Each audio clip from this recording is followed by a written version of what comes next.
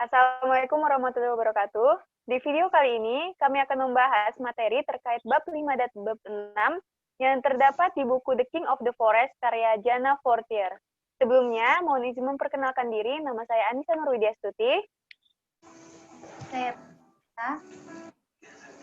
Saya Regina. Saya Dinda.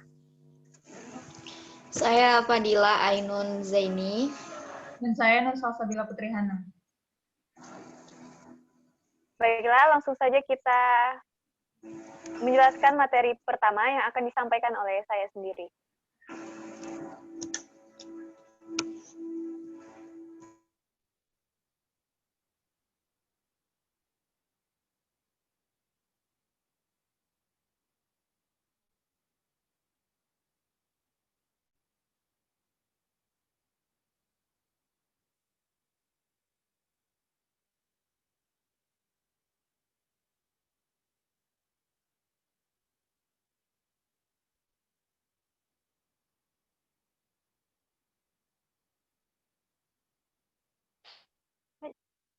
Jadi materi pertama di bab 5 berjudul Monkey's Sight is Taman Meat. Saya akan menjelaskan materi tentang monkey hunters dan preparation for the hunt. Jadi monkey hunters atau kita ketahui sebagai pemburu kera. Suku Raut dikenal sebagai pemburu monyet dari Nepal. Hal ini memang benar adanya, tetapi yang menjadi perdebatan masyarakat adalah banyak dari masyarakat yang beragama Hindu mempercayai Hanuman, sang dewa kera. Mengingat bahwa mereka hidup secara nomaden dan akan kembali lagi ke daerah tersebut setelah 12 tahun. Jadi, suku Raut akan tinggal di suatu daerah dan akan kembali lagi ke daerah tersebut setelah 12 tahun.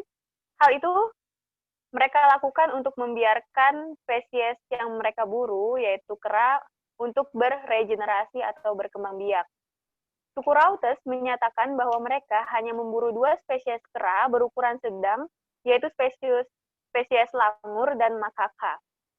Mereka memburu 2 spesies itu karena kedua spesies tersebut tidak banyak diburu oleh predator lain.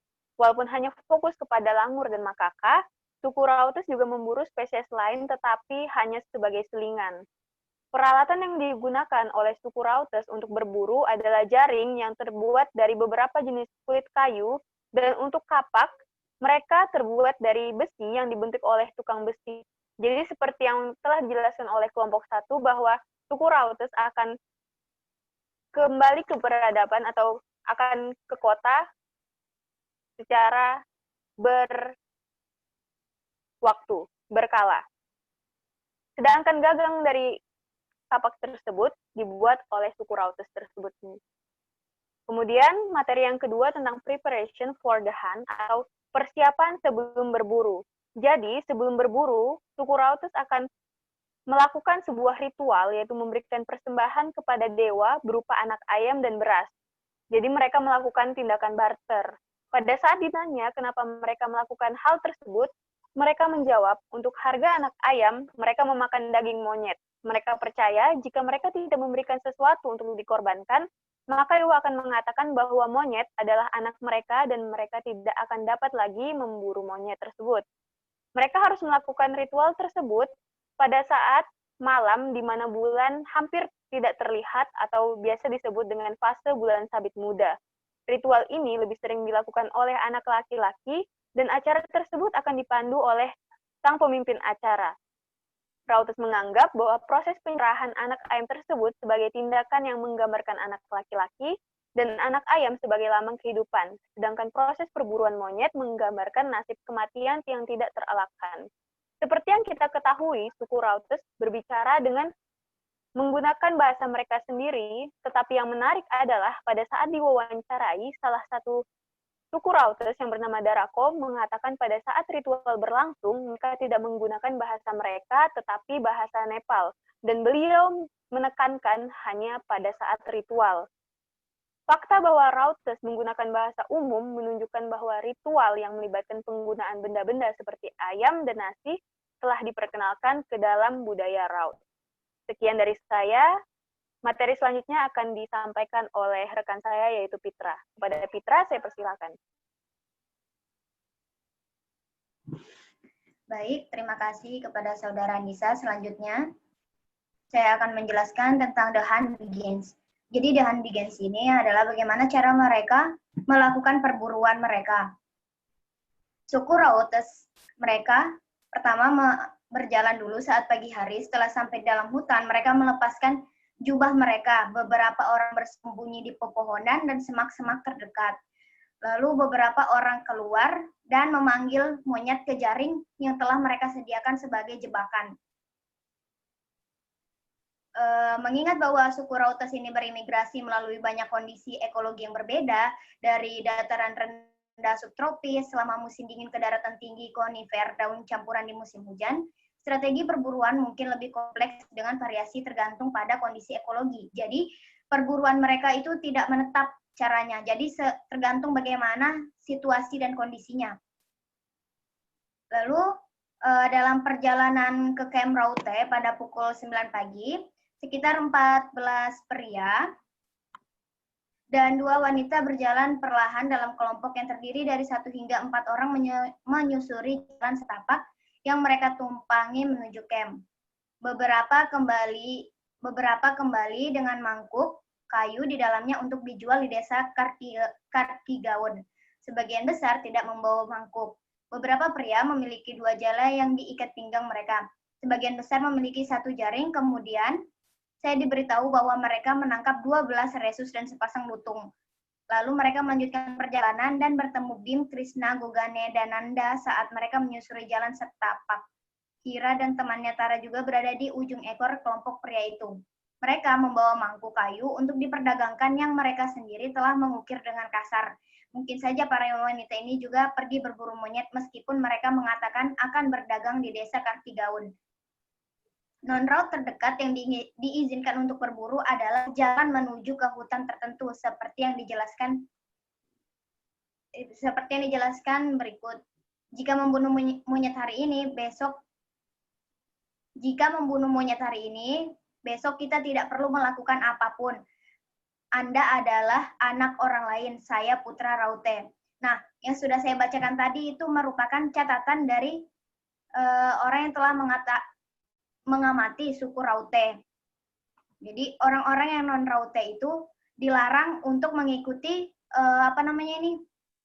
perburuan mereka. Jadi kalau misalnya mereka ketahuan sedang berburu, mereka akan memakan daging tersebut di tempat di mana mereka dilihat itu, daripada mereka harus membawa daging ini kembali ke camp mereka dengan dilihat orang-orang asing tersebut.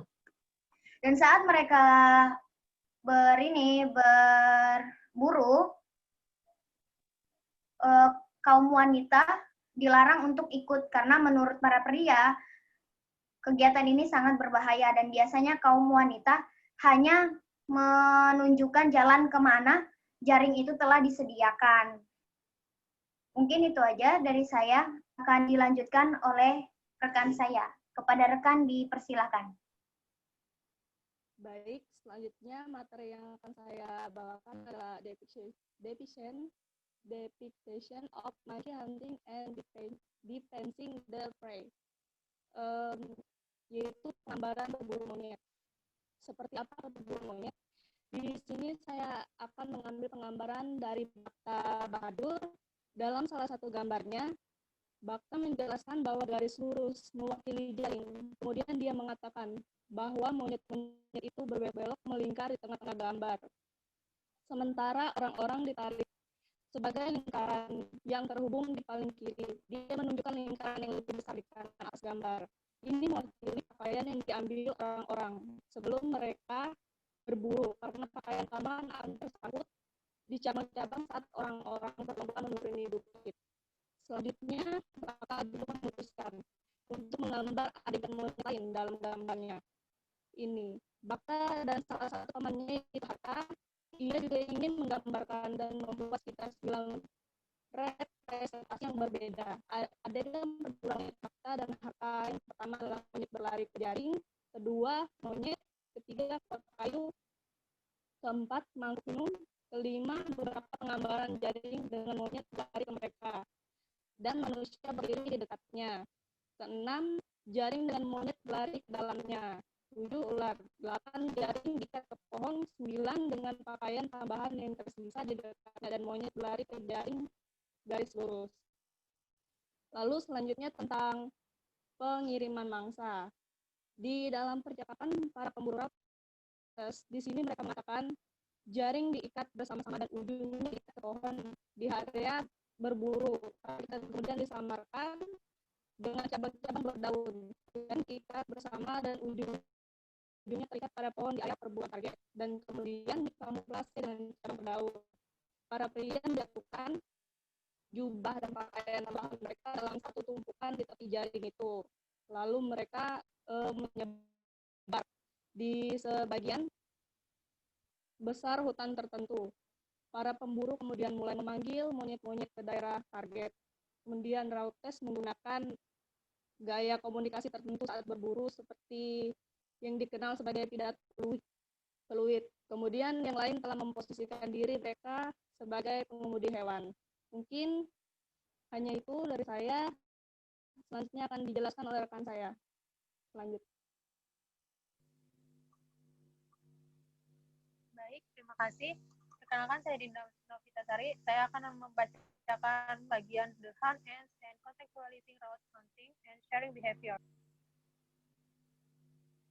Setelah mangsa berhasil didapatkan, biasanya jika masih ada waktu, daging kera tersebut dipotong menjadi porsi yang lebih besar sebelum dibawa ke perkemahan. Sarah, salah satu wanita raut, berkomentar, kalau daging banyak, mereka biasanya membuat karotere. Dikeringkan, mereka juga memasukkannya ke dalam air, lalu memotongnya menjadi potongan-potongan kecil. Setelah itu, mereka jemur di bawah sinar matahari atau di atas api. Mereka biasanya makan darahnya juga. Pertama, masukkan sedikit minyak monyet dan digoreng. Kemudian, jika kebanyakan, mereka langsung makan dagingnya begitu saja, meskipun butuh waktu 3 hari untuk memakan semuanya. Kontekstualisasi berburu dan kebiasaan bagi raut. Beberapa peneliti yang mengatakan bahwa timbal balik makanan yang biasanya dilakukan suku raut adalah untuk mengurangi resiko kelaparan. Jika suatu hari kamu memberikan saya makanan, maka hari berikutnya saya yang akan memberikan kalian makanan. Mereka menjalin persahabatan yang berarti pertukaran hadiah sebagai strategi untuk mengurangi rasa khawatir tentang makanan. Meskipun banyak keterampilan yang penting bagi raut, 2 keterampilan secara khusus dianggap penting bagi raut.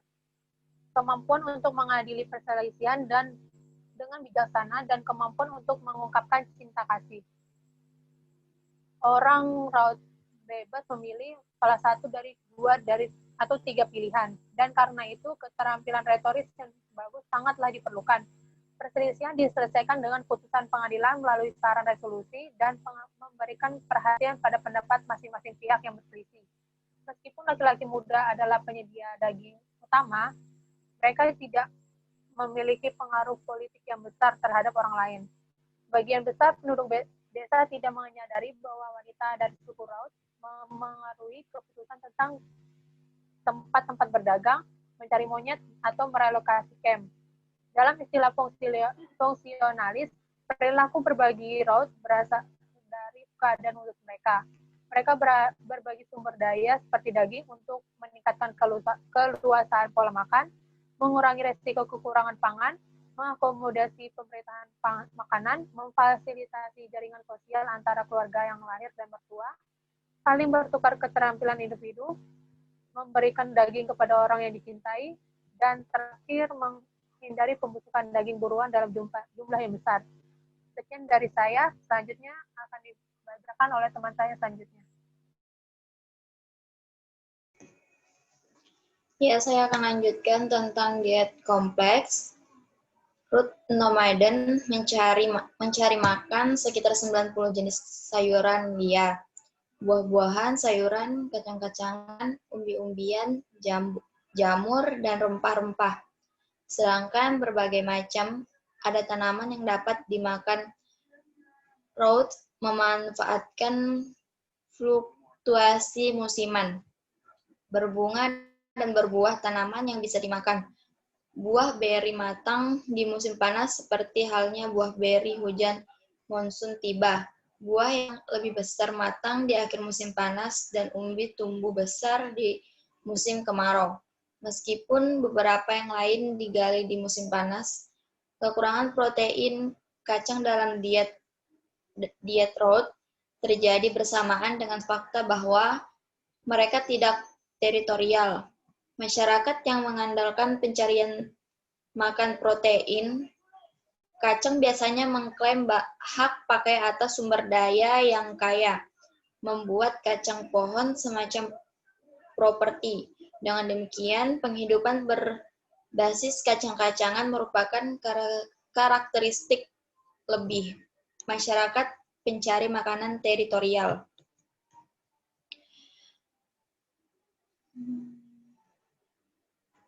Tapi Roth benar-benar tidak membutuhkan kacang untuk protein karena mereka bergantung pada hewan protein. Jadi ada divisi ekonomi di mana sumber protein berada, petani mengkonsumsi lentil, kacang-kacangan, produk susu, dan daging hewan. Selain itu, pucuk dan daun berdaun menyediakan vitamin, mineral, dan serat yang diperlukan, sedangkan buah-buahan menyediakan kalori, vitamin, mineral, dan serat. Buah-buahan dan biji-bijian merupakan sumber nutrisi penting bagi Roth, terutama buah beri yang matang di awal musim panas ketika banyak sumber makanan lain tidak tersedia. Untuk melengkapi sayuran dan buah-buahan yang kaya vitamin, penjelajah Roth harus mendapatkan cukup karbohidrat untuk mengisi aktivitas pada energi mereka. Mitos pemburu pengumpul penuh waktu. Banyak buku tentang pemburu pengumpul kontemporer akan menarik pembaca. Percaya bahwa penjelajah hidup dalam keadaan yang cukup terisolasi dan hanya mengandalkan sedikit, jika ada, pada makanan dan produk pertanian. Tetapi informasi disajikan dalam kategori yang tidak termasuk informasi berapa jumlah permen batangan, cangkir beras, atau sendok makan gula. Dikonsumsi hanya pada persentase makanan penjelajah yang berasal dari berburu, memancing, dan berkumpul. Meskipun data dalam analisis Kelly tentang masyarakat pemburuan pengumpul menunjukkan periode kontak awal Eropa, 3 dari mereka gagal menunjukkan bahwa pemburu pengumpul secara historis dan global mengandalkan barter dengan pertanian masyarakat untuk banyak produk. Peneliti John Hart melihat ini sebagai saling ketergantungan yang seimbang, di mana penjelajah memperoleh makanan kaya karbohidrat, sedangkan penduduk desa memperoleh daging hutan kaya protein dari suku Mbuti. Hubungan ini bukanlah hubungan di mana satu pihak menang dan yang lain kalah, karena mereka terkunci dalam hubungan saling ketergantungan. Dengan gambaran yang lebih lengkap tentang diet Roth dan ketergantungan pada pertanian produk, tampaknya pada musim panas atau musim hujan, tumbuhan liar, daging, dan ikan mencapai sekitar 50% dari kebutuhan kalori mereka. Sekian dari saya, selanjutnya akan dilanjutkan oleh rekan saya, Nur Salsabila.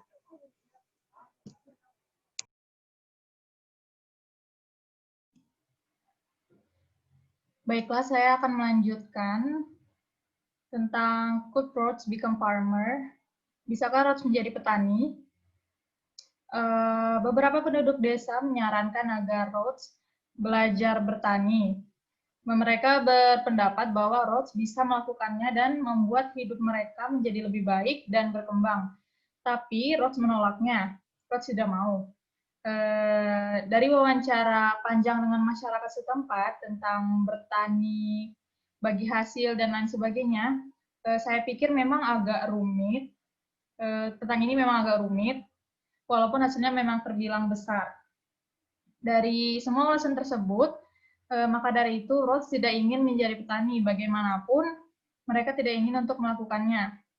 Seperti yang ditegaskan oleh Rhodes, saya tidak akan bertani seumur hidup saya. Hal itu Hal itu membuat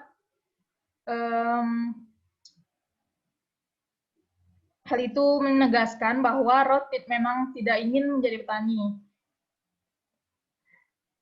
Selanjutnya tentang food choices, pilihan makanan. Nah, dalam bahasa umum, orang Amerika berkata, kamu adalah apa yang kamu makan, yang berarti bahwa identitas tercermin dari tercermin dari pilihan makanan seseorang. Di antara orang Nepal juga pilihan makanan menandai posisi khas seseorang dalam ruang sosial. Karena peringkat mereka merupakan aspek penting dari status kasta. Apakah Nepal makan beras dan lentil setiap hari atau roti lebih sering? Atau apakah dia makan bubur jagung untuk makan pagi? Dan apakah dia makan sisnu atau jelatang saat kebun sayur tandus?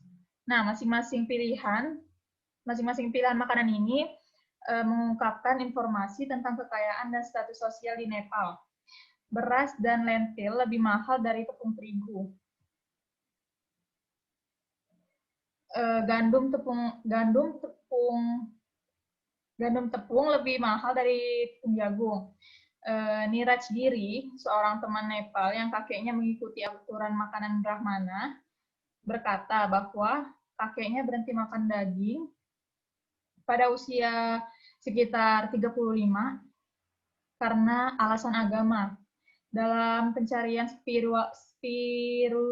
spiritualitas, Brahmana menghindari makan makhluk hidup lain. Kakeknya sebelumnya hanya makan daging kambing. Kemudian ada di tempat di mana daging kambing dianggap lebih suci dan lebih murni secara ritual dari daging yang lain seperti ayam, babi, atau kerbau. Meskipun ada pengecualian, daging liar seperti rusa, burung pegar, atau babi hutan sudah dipertimbangkan terlalu kotor untuk dimakan. Dan daging yang memiliki makna religius yang penting, daging sapi dan daging monyet, tentu saja sangat tabu bagi kakek Niraj. Karena seorang petani Nepal bertemu dengan seorang pemburu pengumpul Roth. Pertanyaannya tentang pilihan makanan Hindu Nepal yang tepat seringkali menjadi bahan pembicaraan. Petani tahu aturan sosial untuk konsumsi makanan dan dia bisa menentukan peringkat status sosial Roth berdasarkan pilihan makanannya. Seperti kebanyakan orang, petani juga punya ide etnosentris tentang makanan mana yang baik dan buruk. Berdasarkan makanan mereka sendiri, larangan budaya. Bagi petani, makanan liar secara sosial lebih rendah untuk tanaman rumah tangga. Ini adalah tanda kerawanan pangan keluarga jika pangan harus dipenuhi mencari makan di hutan. Oleh karena itu, sejak Roth makan makanan liar, status sosial mereka dipertanyakan. Bagaimana mereka bisa mengakui sebagai takuri atau yang tinggi kasta, kapan mereka makan makanan jangali, itu dipertanyakan. Di Jajarkot, masalah peringkat makanan sebenarnya lebih kompleks daripada hierarki sederhana. Maksudnya di Jajarkot masalah peringkat makanan sebenarnya lebih kompleks daripada hierarki sederhana. Beberapa keluarga dari kasta tinggi dan kaya tidak keberatan makan makanan liar sesekali. Mereka menganggapnya sehat dan hemat. Bagian ini dilema tentang seberapa sering dan seberapa banyak makanan jangali yang harus dikonsumsi, ambiguitas yang dalam tentang makanan liar. Intinya, di bab 6 ini membahas aspek penting lain dari kelangsungan hidup Roth, karena Roth tidak membudidayakan tanaman dan tidak memelihara hewan. Tanaman liar penting untuk bahan makanan dan obat-obatan. Di musim hujan, mereka mencari sayuran dan buah-buahan. Sedangkan di musim kemarau, mereka menemukan ubi dan umbi liar. Dan bab ini lebih membahas lanjut tentang hubungan antar petani. Kemudian, karena Roth tidak membudidayakan tanaman dan tidak memelihara hewan, tanaman liar sangat penting untuk makanan. Makanan dan obat-obatan maksudnya. Roach menikmati merebus, memanggang, dan merebus sayuran seperti bayam liar dan ubi liar, serta umbi lainnya.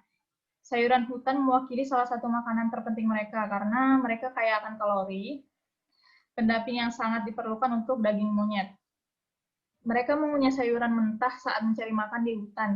Di saat musim hujan yang sangat hangat, wanita dan pria roach mencari sayuran dan buah-buahan. Di musim kemarau, mereka menemukan ubi liar dan umbi-umbian lainnya.